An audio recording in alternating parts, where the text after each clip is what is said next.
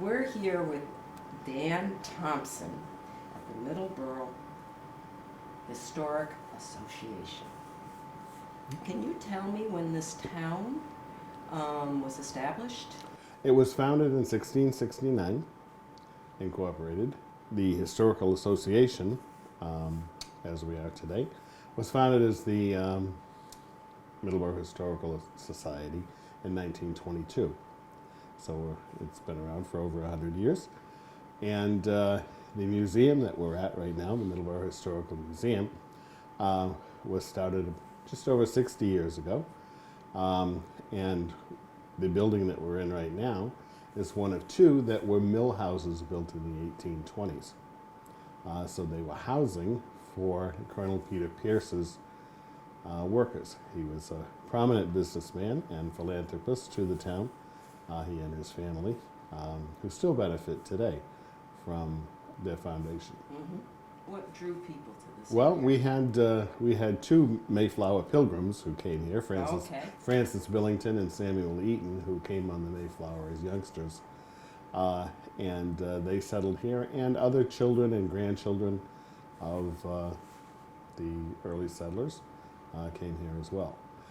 There were the previous people here, the indigenous people here, were the Wampanoags. And at what is known today as Oliver Mill Park was Muddock on the Nemasket River, referred to as the place of fish, and as such, it was the summer home of Massasoit, known as Osamequin, and his people from well before that time. When the first person recorded in our Middleboro history in 1619, Charles Dermer, came through here. The Wampanoag people were here at that time. We have people, famous people from Middleboro going back to the Revolutionary period, the colonial period. One being Deborah Sampson, who was our Massachusetts state heroine, who was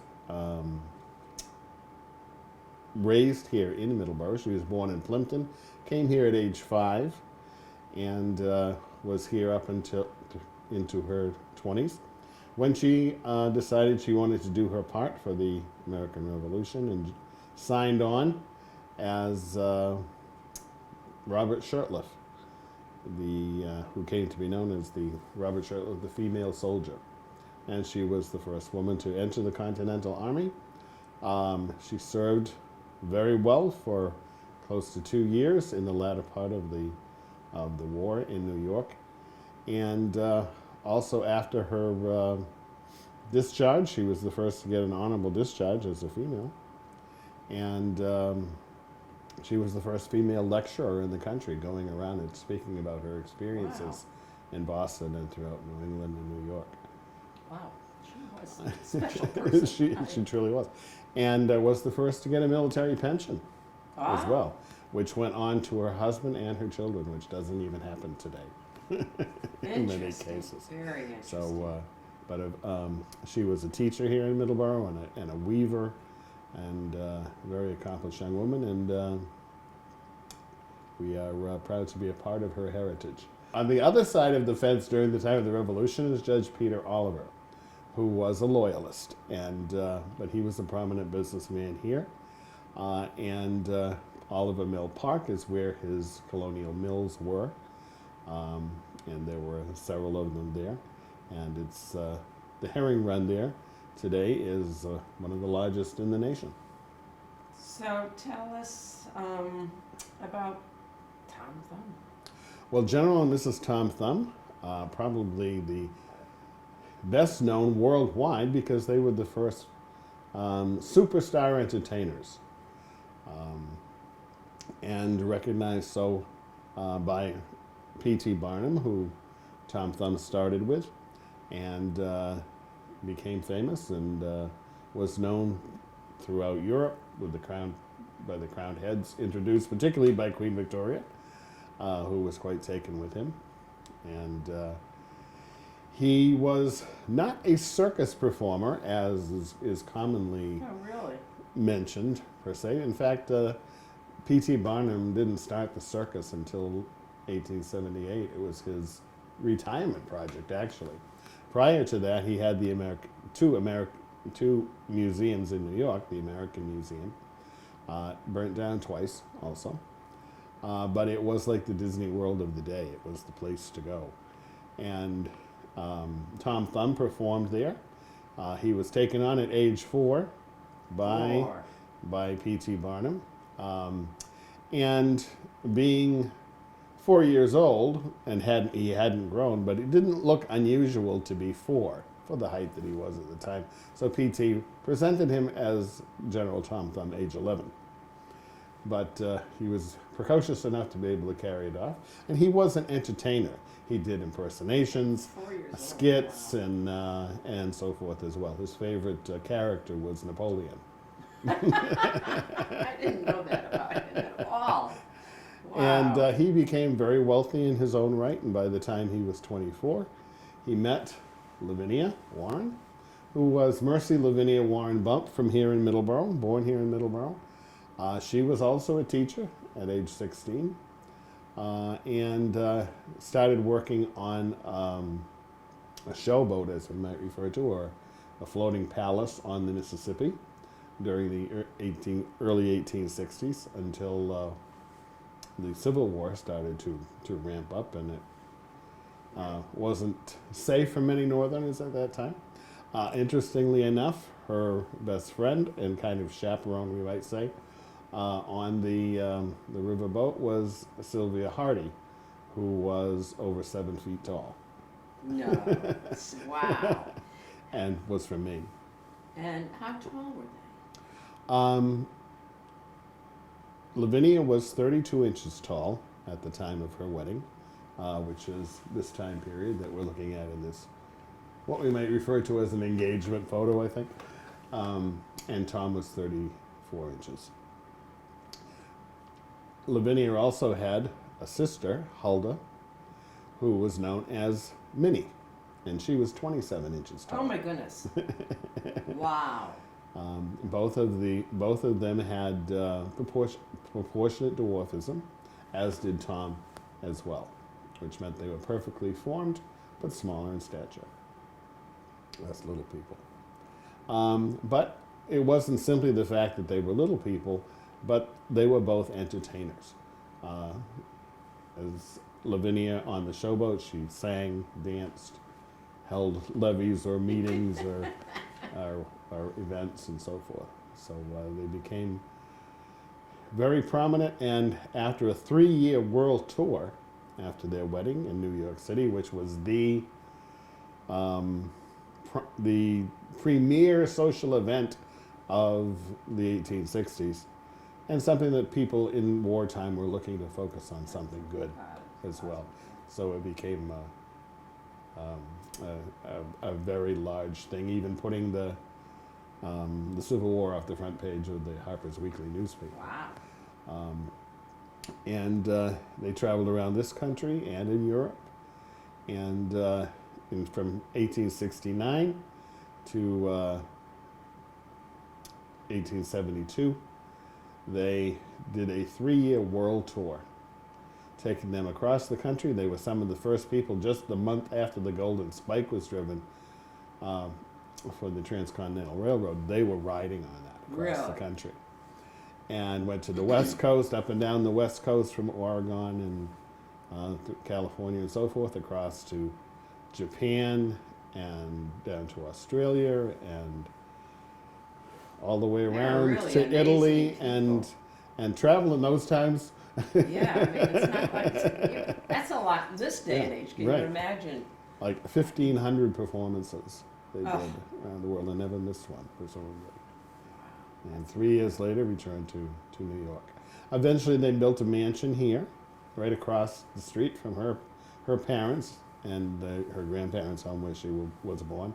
All of those homes are still standing today in the Warrentown section of Middleboro.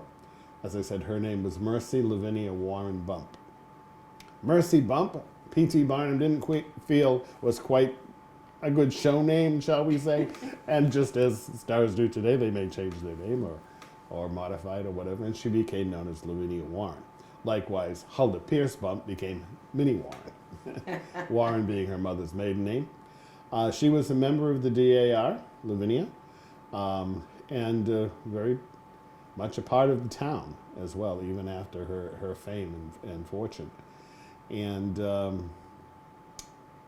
was a descendant of Richard Warren, one of the signers of the Mayflower Compact. And there's a monument to him and his descendants outside, which we'll see. Very good. Okay, and you have other buildings. We do. As I said, in this building we have basically 3 exhibits: the Tom Thumb exhibit, and also a nod to Judge Oliver, who started the mills here, and Cephas Thompson. He was an itinerant portrait painter and very prolific. Has over 600 portraits that he did, and he worked up and down the East Coast. He had studios in Baltimore and New Orleans and so forth as well.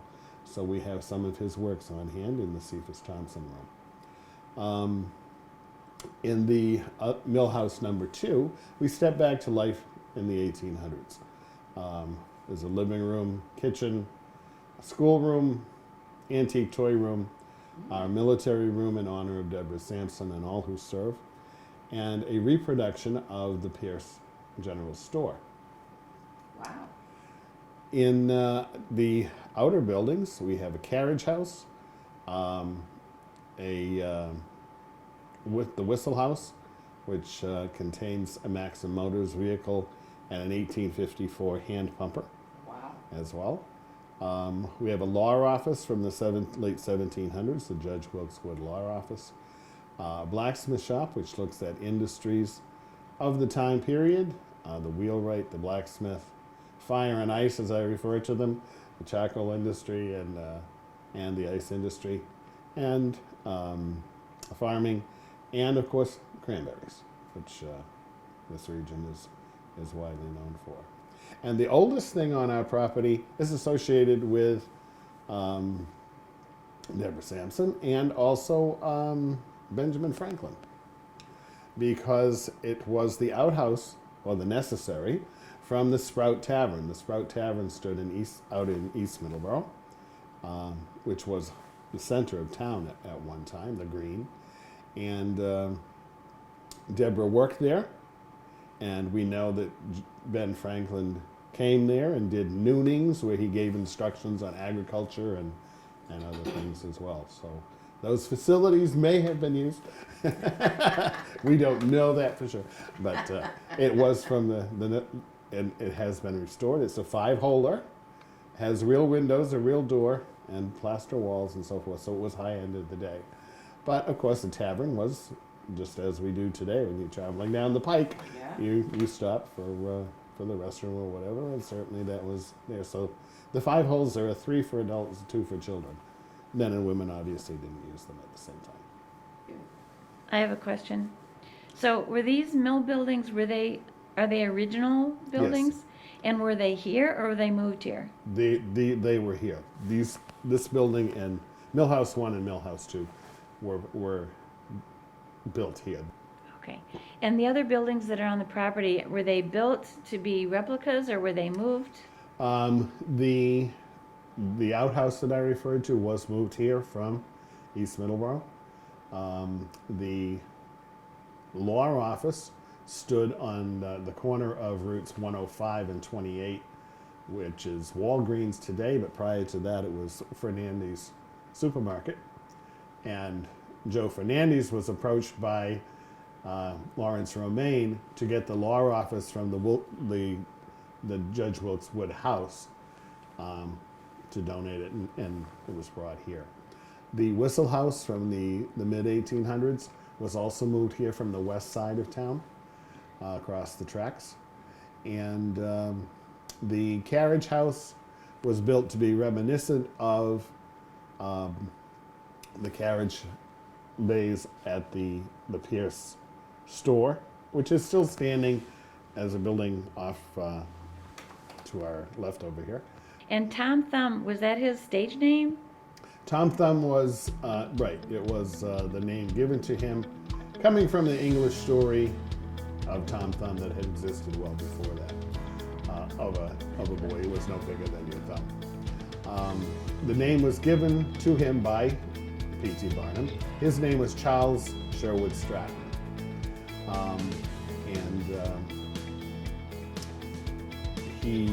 The general, there's a couple of stories. Some say that it was Queen Victoria who gave him the title. Others say it was P.T. Barnum. We are bigger than our thumbs. Very good, very good, like that. Well, thank you very much, and we'll look around and see what we can see. Okay. Thank you. Thank you for coming.